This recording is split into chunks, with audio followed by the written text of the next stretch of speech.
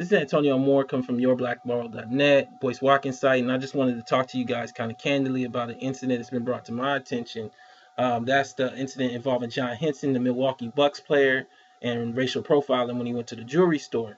And I just want to start off by definitely giving my well wishes out to him, and I'm just saying it's despicable how he was treated. He just in there trying to buy some jewelry, and he got racially profiled. And from the 911 tapes, it definitely seems like his claims are kind of supported by the evidence from my view. But I wanted to dig a bit deeper and really talk about the impact and the reality of putting these millionaire young black men in the middle of basically despair. I mean, when we look at Milwaukee, Wisconsin, it's despair. And so while we as black people are supporting this NBA team and this NBA arena and all of this hype, the city itself is just suffering, and particularly young black men are just suffering. I mean, when you look at Milwaukee, Wisconsin, unemployment rate for young black men is nearly 50%. That's just unacceptable.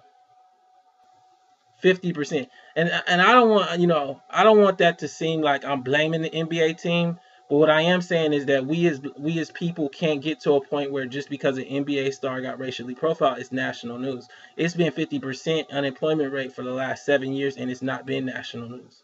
But when one black NBA player gets profiled, all of a sudden everybody wants to cover it. Well, if we fix the reality around this, why this jewelry store even feels that way, and black men were walking in that store all the time and buying jewelry, not just when they got an NBA contract, I definitely believe they be wanting to bring them dollars in. Because as soon as they found out he had some money and he wasn't one of those other blacks, they was happy to take his money. And so, one of the things that I really wanted to look at was when you look at what JSL Online, one of the premier like newspapers, that's the Milwaukee, Wisconsin Journal Sentinel in the state, actually said for black men in the prime of their working lives, ages 25 to 54, Milwaukee fell to a record low employment level of 52.7%. That means 48% of the dudes that had no jobs in the city, and dropping to the bottom of the 40 major cities in the report. I mean, this is the dynamic around this hype of this Milwaukee Bucks, city, and this rejuvenation is that black men are suffering, and black communities are suffering, and black families are suffering. But when one NBA star has this racial profile, and all of a sudden everybody is hyped up, and it becomes the kind of thing that we hear on CNN.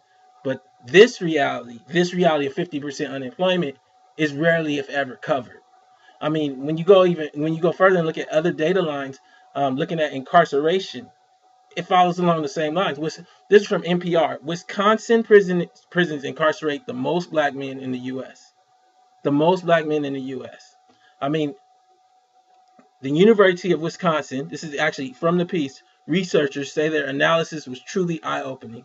They found that Wisconsin's incarceration rate for black men, 13%, was nearly double the country's rate. And so I guess my purpose in this video is really to give us context of not only feeling for his issue, but feeling for the issues of all the black people in that city, all the black men in that city, and really feeling for what created the energy behind why that store owner felt that way. And so my point was really just to have a discussion about Milwaukee and about the surrounding area, and say to our people that we just need to care about everybody. And then what you'll start to see is changes in much more than just the effects on one NBA star. And again, this is for yourblackworld.net, site by Boyce Watkins, and we just want to just get that good information out. And if you guys want to comment, go to the bottom of the page, and also follow me Twitter. My Twitter is at Tone Talks, TONETALKS, Tone Talks. Thank you so much for listening.